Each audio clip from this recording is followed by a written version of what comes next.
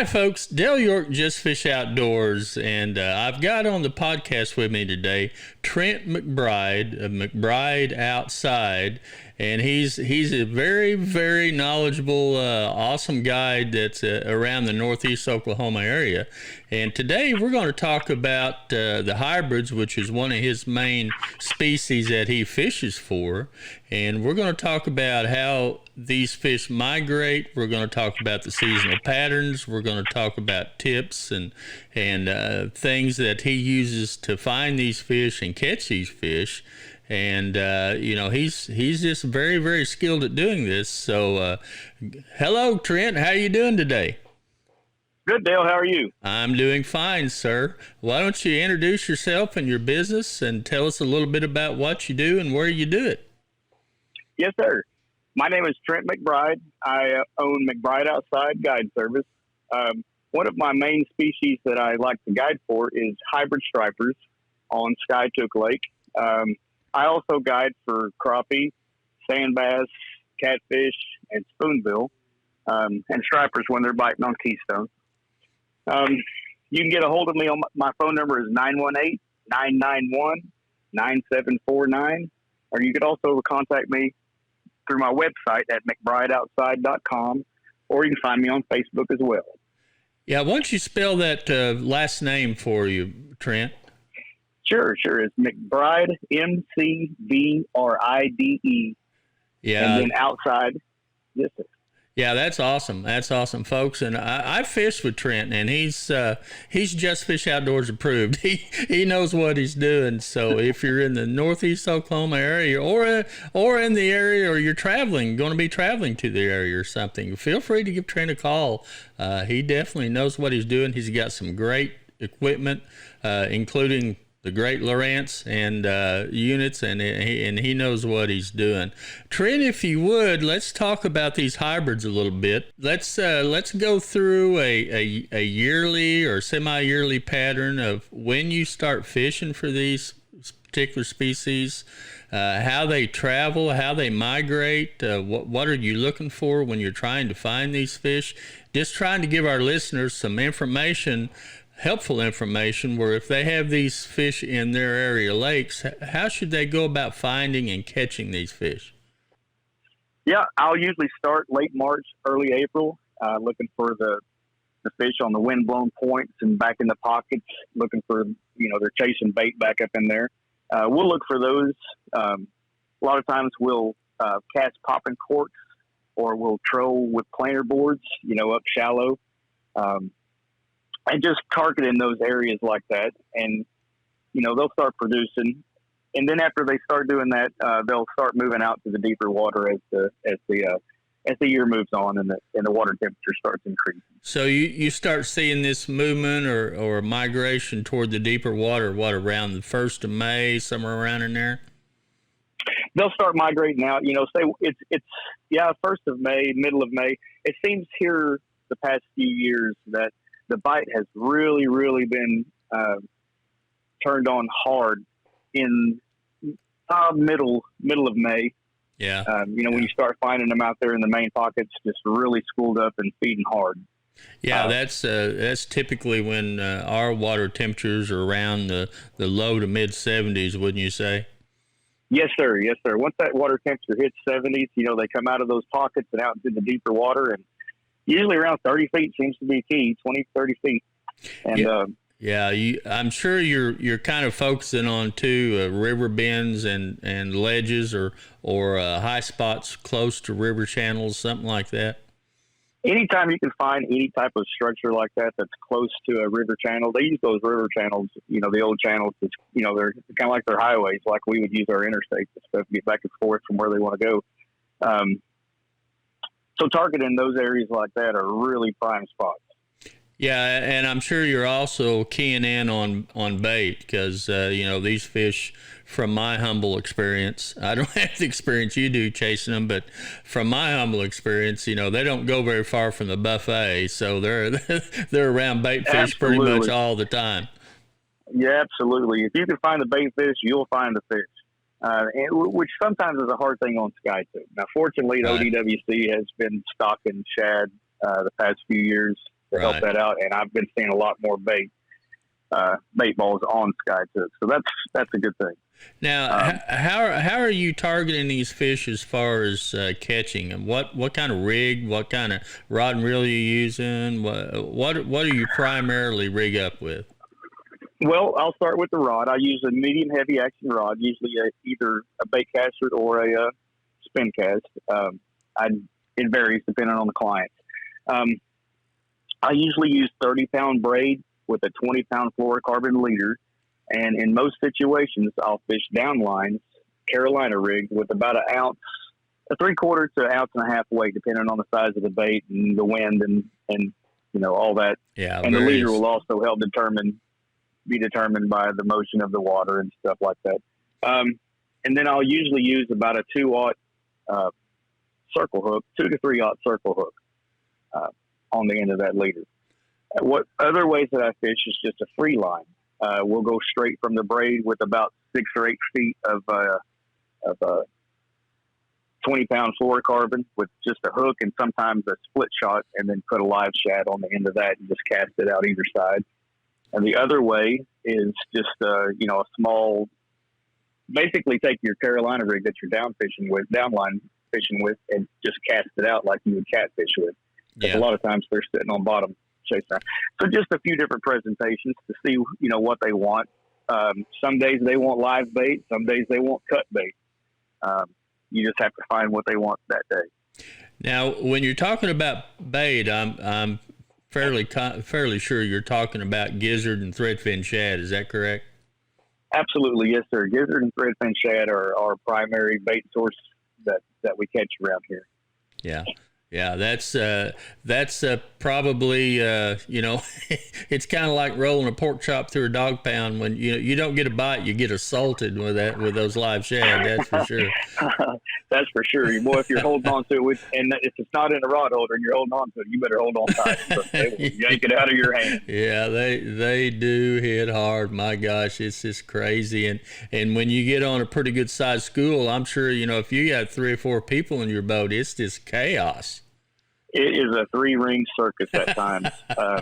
It is so fun when it's like that. There's so many times during the spring where we'll come across a large school and we'll end up with no rods in the water because everybody's trying to get the fish off.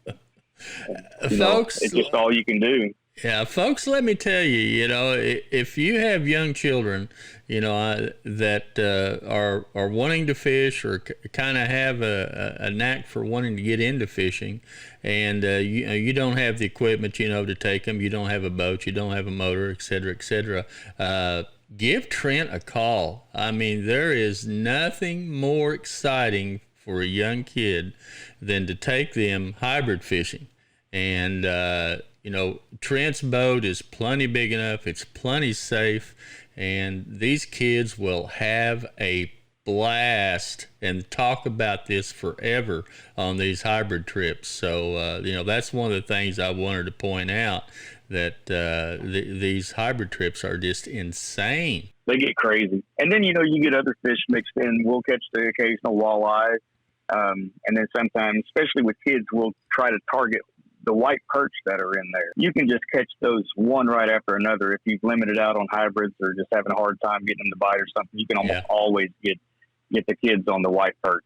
Yeah, they don't get real big, but they sure are fun. Well, that's one of the things about being a talented guide as you are, is, you're able to switch species at the drop of your hat. Everything changes constantly, especially when you're in your business, guiding the wind change, weather change, anything can turn these hybrids off and on sometimes. And to have the capability and the ability to change species at the drop of your hat and still provide a fun outing for whoever you've got on your boat is a big plus for you. That's one of my main goals. We have to make the clients happy. That's the main goal. Yeah. So, we've also included, some crappie fishing as well. It's not my main primary source of guiding, but we've added that to the lineup in case we limit out or can't find them. We'll go crappie fishing. Just add little bit extra adding to it, you know. I hear you. I hear you. Well, that takes us through the early spring and early summer. So now we're starting to get into late May, June-ish. What are you seeing in this transition where we get into our hot months? Where are these fish traveling? Where are they going? Are they getting harder to find? What's up with that? They're getting a little bit different. Instead of targeting them in 20 to 30 feet of water, what I find, you know, from say late June to August is a lot of times you'll find them in suspended over 50, 60 feet. Now they're still only down about 30 feet, but they're sitting over that really deep water that's a lot cooler than the shallower water is. We'll target them like that until it just gets to be too hot. And it seems like then for some reason they'll kind of move up into the trees. They'll get up in there where they're getting some shade and stuff from the sun, I suppose. Skypip's pretty clear lake. Yeah, it's for this part of the country, it's pretty clear. And you know, I like I said, I don't have your experience, but I wholeheartedly agree with what you're saying. Those fish come out of that real deep water, and as we know, when those fish get that far suspended, when they're over 60, 70 feet of water and they're 30 feet down, they are much more difficult to catch than what they are when they're closer to the bottom. Suspended fish are just notoriously finicky. Yes, sir, they are. And now, one tool that I have to combat that Lowrance has come out with is active target. Right. I'm able to just drop that bait right in front of their face. And that is, if you do that and they're not biting, then you know you're not going to catch them. Yeah, you just need to move on. Yeah, move on and find some that's going to do. But that's a tool that I have aboard that is just irreplaceable. I tell you, I have the active target on my Ranger as well, and I tell you, it almost should be illegal. I mean, when I go crappie fishing, you know, it's unreal what you can do with this great Lowrance equipment, including an active target. It is so precise. You just eliminate so much water, and it makes you just a much more efficient fisherman. And you can see how the fish are reacting. You know, say if you drop a orange and black exactly jig down in front of their face and they don't want it, and then you try a different color and they do, you know, you determine that they would rather have that than the other. Yeah, that's one of the biggest pluses for this active target is being able to get that immediate feedback on between you and the fish's reaction to whatever you're throwing. You know, yep. I never knew before active target how many fish I was putting my bait in front of that were totally neutral or would swim away from it. It's amazing with that immediate reaction from that fish to what you're throwing, to what bait you're using, how effective that is in catching fish. It is. It's a complete game changer. Oh, definitely. I mean, from anywhere from going and catching bait to something going and catching catfish. You know, we target just about every species with it. Right. Just about anything that you can fish for, we can see it on active target. Yeah, and you're very, very correct in bringing up the point that, you know, it's very, very species oriented as far as you can fish for anything. My gosh, it helps you find and locate fish. And like I said, the most immediate factor I think that's a big plus is seeing that reaction from that fish to the bait you're throwing. I think that just, boy, that's the cat's meow right there, being able, like you said, to see that fish's reaction and to change baits, change sizes, change presentations, and then see how that same fish reacts to all those changes. It's amazing. And it sure is. Like I said, it's a game changer. Yes, most definitely. Well, that takes us through summertime. Now we're starting to get into September, October-ish. Water temperature, those fronts are starting to come through. The days are starting to get a little shorter, and the water temperature's falling. So where are we targeting, or where are we locating these fish now?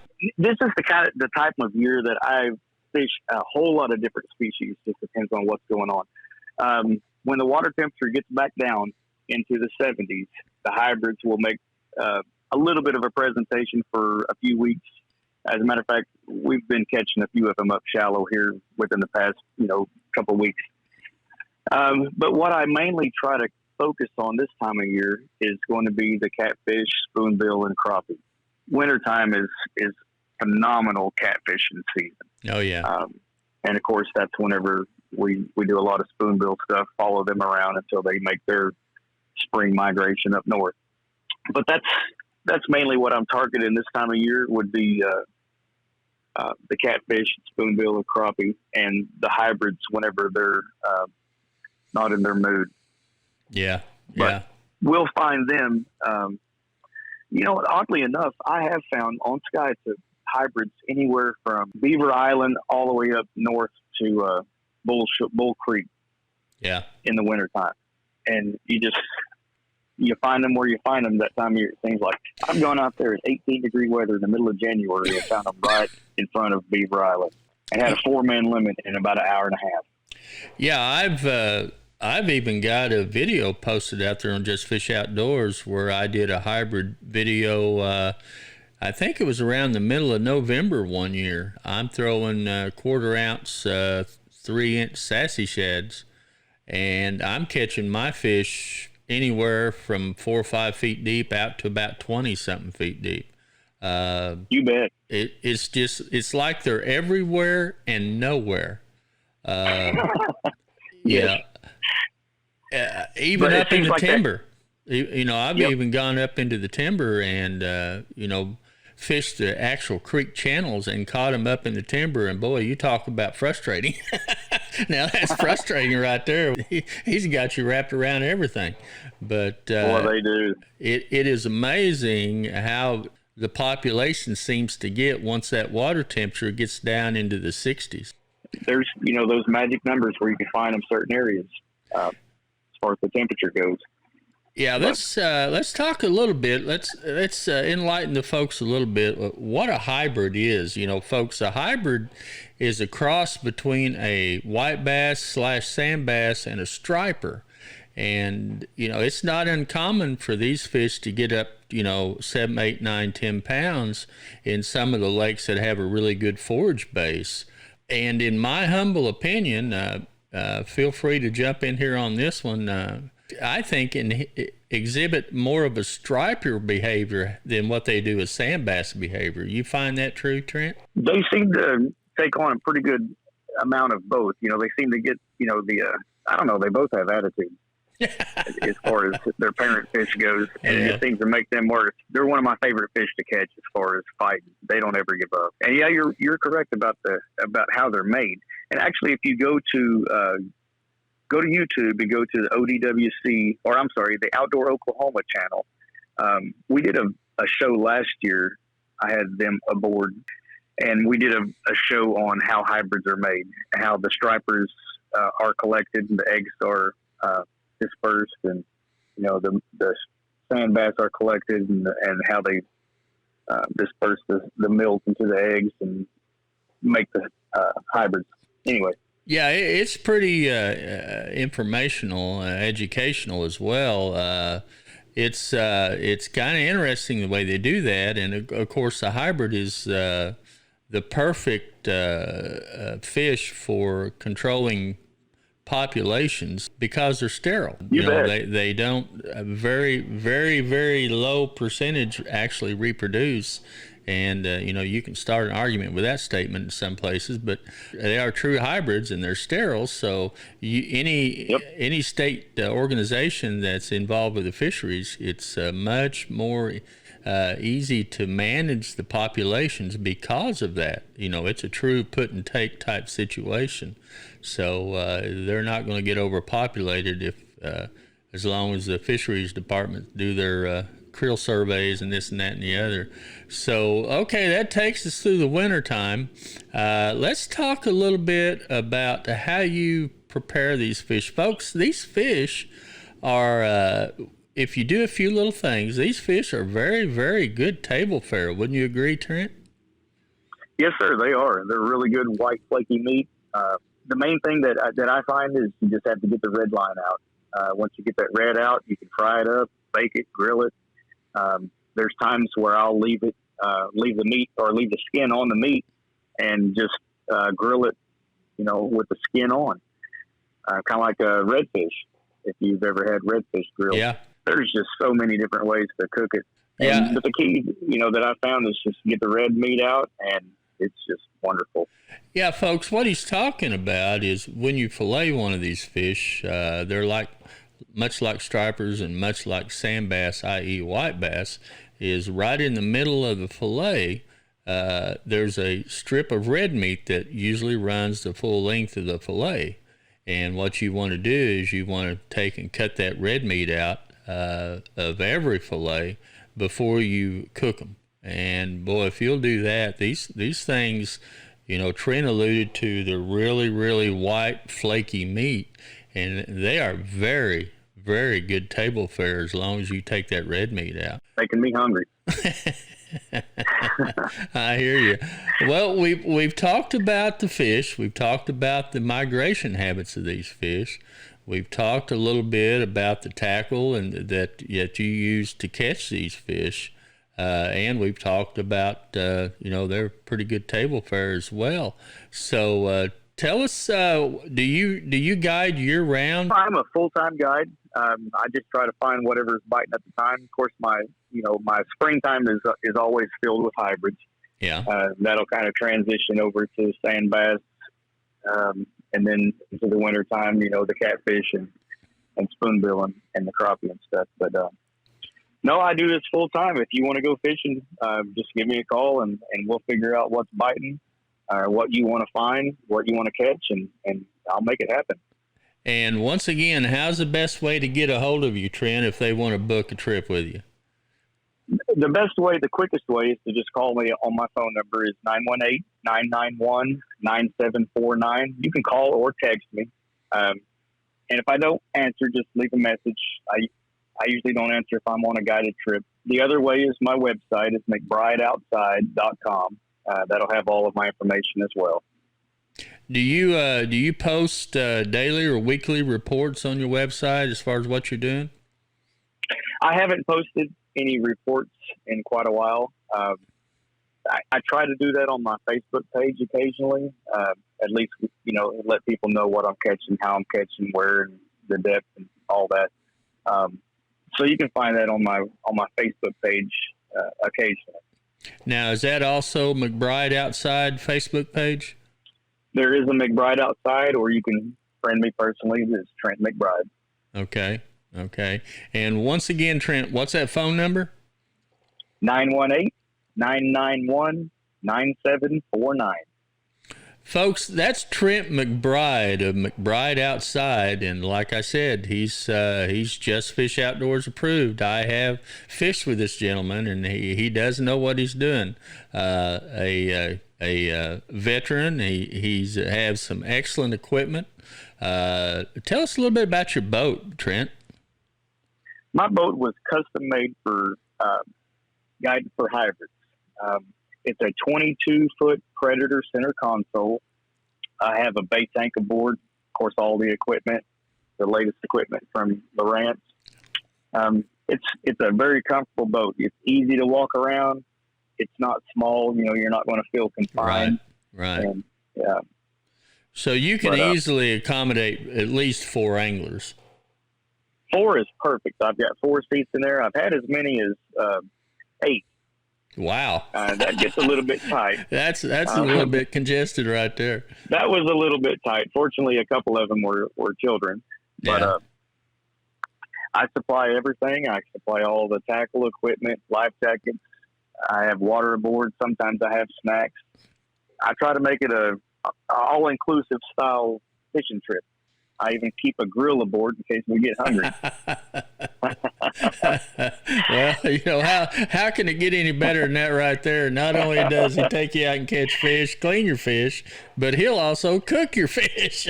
If we're hungry, we're going to eat fish. There you go. That's what I'm talking about. Folks, that's Trent McBride. McBride Outside, and he guides in northeast Oklahoma on several different lakes, depending on the species you're after or what he's catching. He has wonderful equipment. He knows what he's doing. He's a very, very nice young man, of course, as old as I am. About everybody I consider a young man. So he knows what he's doing, and he not only can talk the talk, he can walk the walk. So this guy catches fish. So look him up if you're interested in booking a trip in Northeast Oklahoma.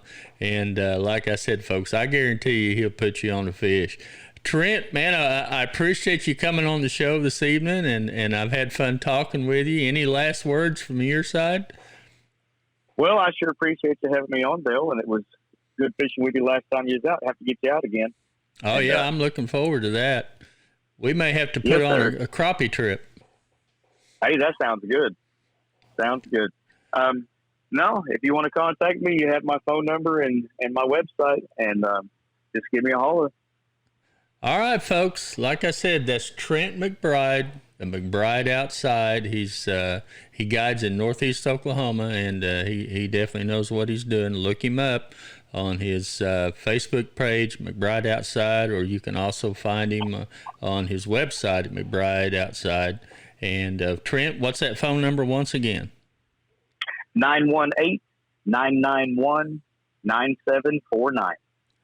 All right, folks, that'll pretty much wrap it up for another Just Fish Outdoors podcast edition. And like I said, I certainly appreciate Trent for coming on the show, and get in touch with him. He'll put you on the fish. Trent, thanks very much. We appreciate your time, and we'll catch you later. Yes, sir. Thank you.